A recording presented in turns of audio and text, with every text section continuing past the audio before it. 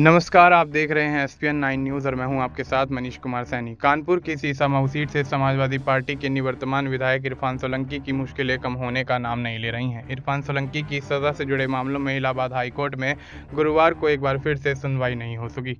सुनवाई मामले को सुनने वाली डिवीज़न बेंच के नहीं बैठने के चलते टली। यह सुनवाई जस्टिस राजीव गुप्ता और जस्टिस सुरेंद्र सिंह की डिवीज़न बेंच में होनी थी। हाईकोर्ट इस मामले में अब 17 अक्टूबर को सुनवाई करेगा।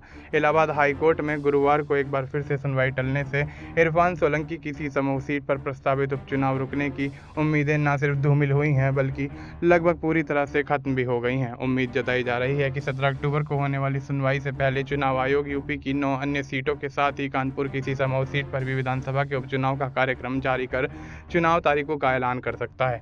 ऐसे में इरफान सोलंकी से कोई राहत मिलने और उनकी विधायकी बची रहने की अब बेहद कम बची है। इरफान सोलंकी की याचिका पर यूपी सरकार की अपील और 2 अन्य आरोपियों की अर्जियों के साथ सुनवाई होनी थी। निवर्तमान विधायक इरफान सोलंकी ने 7 साल की सज़ा को रद्द किए जाने की गुहार लगाई है।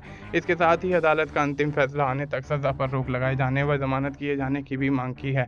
दूसरी तरफ यूपी सरकार ने इरफान सोलंकी को मिली 7 साल की सज़ा को बढ़ाकर उम्र कैद में तब्दील किए जाने की अपील की है। 7 साल की सज़ा मिलने की वजह से इरफान सोलंकी की विधानसभा की सदस्यता निरस्त हो चुकी है।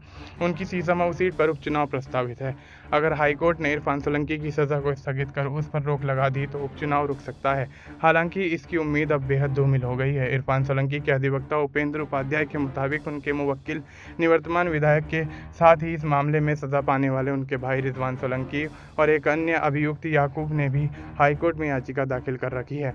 इरफान सोलंकी, उनके भाई रिजवान सोलंकी और याकूब पर कानपुर की डिफेंस कॉलोनी में रहने वाली नज़ीर फातिमा नाम की महिला के घर आगजनी करने के आरोप में केस दर्ज किया गया था। कानपुर की स्पेशल एमपीएमएलए कोर्ट ने इसी साल 7 जून को समाजवादी पार्टी के विधायक इरफान सोलंकी और उनके भाई रिजवान सोलंकी समेत 5 लोगों को दोषी करार देते हुए सज़ा सुनाई थी।